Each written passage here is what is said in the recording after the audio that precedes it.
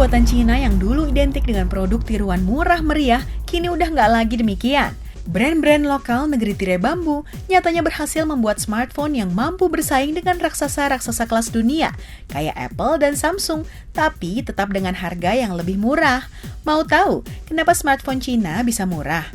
Ini dia rahasianya. Bahan baku berlimpah. Harus diakui kalau di Cina bahan baku sangatlah berlimpah, geng. Dari 17 bahan bumi yang langka nih, 16 diantaranya diperlukan buat memproduksi smartphone.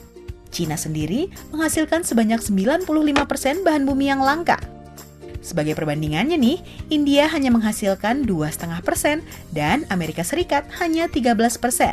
Sekarang udah tahu kan kenapa Cina bisa jadi negara pembuat smartphone utama?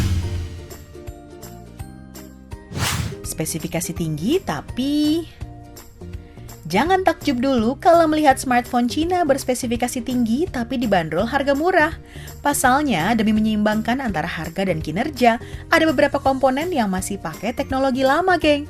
Misalnya aja nih, alih-alih pakai RAM berteknologi DDR4 terbaru, perusahaan Cina masih mengadopsi RAM DDR3 tuh. Nggak hanya itu, layar yang digunakan pun kualitasnya barangkali lebih rendah jika dibandingkan dengan panel AMOLED atau IPS yang digunakan oleh vendor terkemuka. Fokus penjualan online. Jangan pula samakan dengan perusahaan seperti Samsung dan Apple ya, geng. Mereka telah banyak menghabiskan uang buat bangun toko, service center, ekosistem demi meningkatkan layanan purna jual.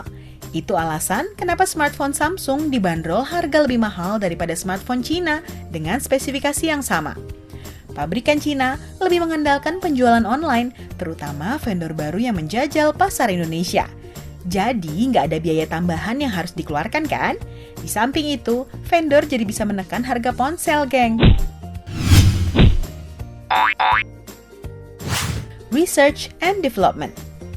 Sebut saja Apple, Google, Microsoft, ataupun Samsung. Raksasa-raksasa teknologi ini rela menghabiskan uang dalam jumlah yang aduhai pada divisi penelitian dan pengembangan loh. Sementara, kalian nggak mungkin bakal menemukan sesuatu yang baru selain spesifikasi tinggi di smartphone Cina kan, geng? Betul begitu bukan?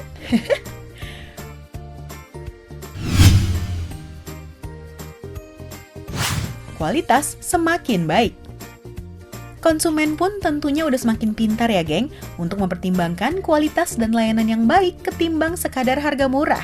Sejak 2016 lalu, kalian pasti sadar jika telah banyak produsen Cina mengembangkan smartphone premium berkualitas baik dan gak lagi sekadar murah. Sebut saja Huawei yang telah menggelontorkan sumber dana ke Departemen Perancangan Perangkatnya, dikepalai mantan desainer Samsung, John Suh Kim. Nah, itu dia 5 rahasia kenapa smartphone Cina bisa murah. Raksasa-raksasa smartphone Cina telah mulai mendorong ekspansi dan memainkan beragam inovasi demi menarik perhatian dunia loh, geng. Apa komentar kalian? Jangan lupa tuliskan di bawah dan saksikan video Jalan Tikus lainnya.